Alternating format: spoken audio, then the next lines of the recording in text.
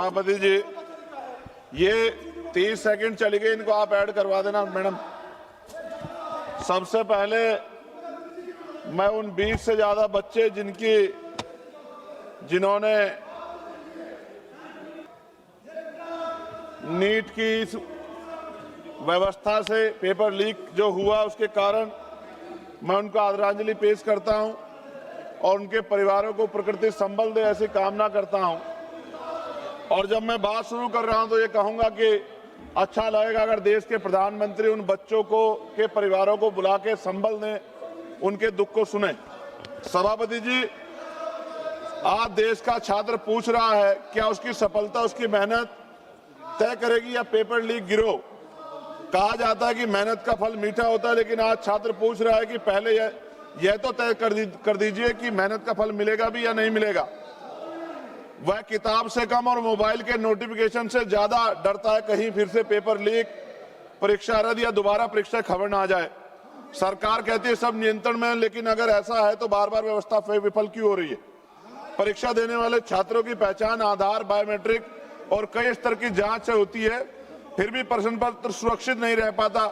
यदि लाखों छात्रों की पहचान सुरक्षित की जा सकती है तो प्रश्न पत्र की सुरक्षा क्यों नहीं की जा सकती। पिछले कुछ वर्षों में NEET, UGC NET, CUET, JEE, UP में UP police constable, UP PCS, UP TET के पेपर लीक हुए हैं और तकनीकी गड़बड़ी, परीक्षा रद्द, मूल्यांकन विवाद और ओएमआर और स्कैन कॉपी से जुड़ी शिकायतों ने लाखों छात्रों का भविष्य बर्बाद किया।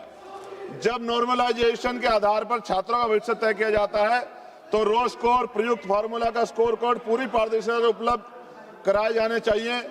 चयन के गणितीय प्रक्रिया गोपनीय रखने का कोई औचित्य नहीं है। पारदर्शिता विश्वास पैदा करती है जबकि गोपनीयता संदेह। मैं शिक्षा मंत्री के इस्तीफे का भी उल्लेख करना चाहता हूं। छात्रों से क्षमा मांगने के बजाय उन्होंने लिखा कि छात्रों को भ्रम के कुचक्र में नहीं फंसाना चाहिए। मैं पूछना चाहता हूं, भ्रम में छात्र हैं या बार बार विफल होने वाली व्यवस्था। इस पेपर लीक और भर्ती घोटाले के विरोध में 20 तारीख को जो छात्र सड़क पर उतरे थे, मैं स्वयं उस आंदोलन में मौजूद था। लाठी और आंसू गैस गोले चले, बच्चे पानी मांग रहे थे। उन्हें देखकर मुझे शहीद आजम सरदार भगत सिंह जी की भूख हड़ताल याद आई। और मेरे आज भी याद है जब अंग्रेजों से वो पानी मांग रहे थे तो अंग्रेज दूध दे रहे थे। उस दिन पानी नहीं मिला, उल्टा लाठियां मिली, आंसू गैस के गोले मिले।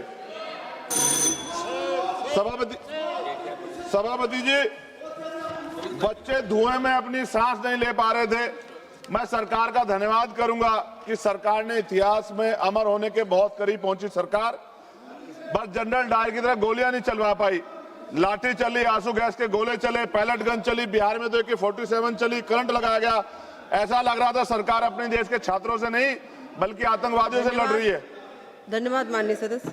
सभापति जी, 4 मिनट नहीं हुए अभी पूरे। अगर नहीं बोलने देना चाहता सदन तो बता दे। यहाँ 15-15 मिनट लोगों ने बोला, आप तय कर लो, कोई तो नियम होगा। अगर आप मना कर दी तो मैं इनको छोड़ देता हूँ, लेकिन अगर आप पूरी बात रखने देंगे तो कोई बात नहीं। कंप्लीट कर लीजिए। चलिए, सभा की कार्यवाही कल दिनांक 29 जुलाई 2026 को 11 बजे तक के लिए स्थगित की जाती है।